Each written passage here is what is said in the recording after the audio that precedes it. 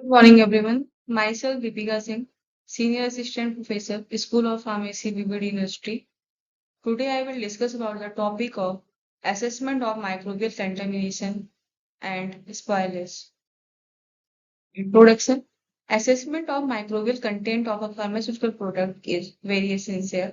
Sterile products should be perfectly free from microorganisms and that can be assessed by a test of the sterility. However, non-sterile products may contain some microorganisms. These microorganisms could be pathogenic and non-pathogenic. All these microorganisms can cause spoilage and may cause potential health hazard. Number of total microorganisms present in a product must be low and should be within permissible limit. Types and nature of the microbes should also be assessed to determine the presence of specific microbes. Total number of microbes and types of microbes is assessed by microbial limit test. Test for assessment of microbial spoilage. First is the test of sterility, which include direct inoculation, and second is the membrane filtration. Second test is microbial limit test, which contain first is the total aerobic microbial count, and second is the test for specific microorganisms. Third is the periodic test. Test of sterility. Indian Pharmacopoeia, British Pharmacopoeia, and United States Pharmacopoeia recommend test of sterility for some pharmaceutical products. Procedures are similar with little variations. Indian Pharmacopoeia recommended tests are discussed briefly. There are two methods which is known as the first one is the direct inoculation and second is the membrane filtration. Direct inoculation. In direct inoculation method, little amount of sample is directly added to the culture media, which was specified in pharmacopoeia.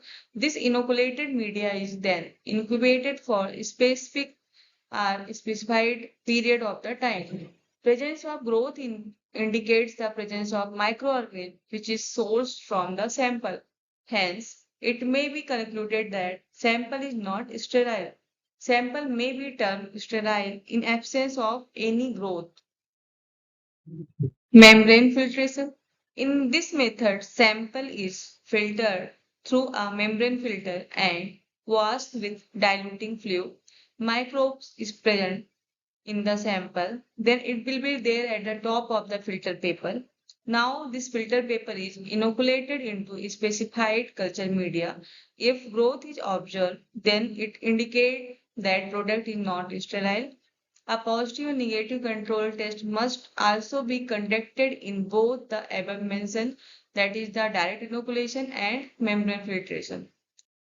Second test is microbial limit test. The European Pharmacopoeia recommend both qualitative and quantitative assessment of the microorganism. United States Pharmacopoeia recommend microbiological limit test. It has two parts. First is the total aerobic microbial count and second is test for the specified microorganism. Total aerobic microbial count. Examination of sample by membrane filtration method. 10 ml of prepared dilution is mixed with 90 ml of peptone water and filtered through membrane filter. It is then washed 3 times with sterile peptone water. One filter paper is placed in petri dish that containing soybean casein digest agar media and incubated for 5 days at 30 to 35 degrees centigrade. Bacterial count is determined by counting the colonies. Another filter paper is placed in Sebord dextrose agar media and incubated for 5 days at 20 to 25 degrees centigrade. After that, fungal count is determined. Total aerobic microbial count. Examination of sample plate count method. In this method, prepared dilution is directly transferred to total 4 petri dishes, in which 2 for bacteria and 2 for fungus. In first 2 petri dishes, 15 ml of soybean casein digest agar media is added. Colonies are counted after incubation for 5 days at 30 to 35 degrees centigrade.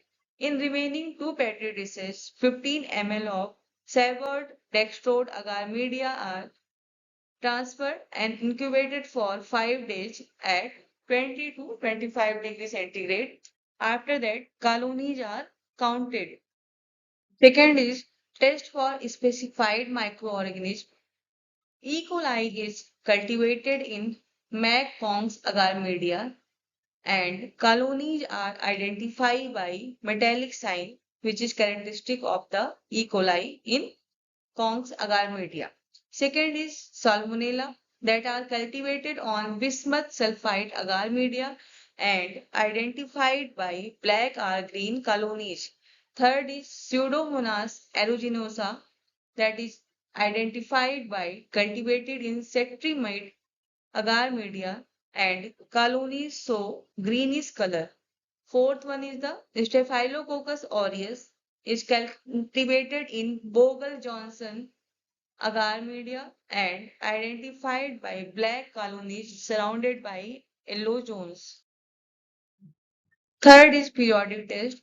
Periodic test of the product for total microbial count must be done in order to determine continuing efficacy of the product. There are many alternative tests may be done for the detection and determination of the microorganism like first is the luciferase test, second is the efflorescence, and third is the electrical impedance, etc. Thank you for giving your valuable time.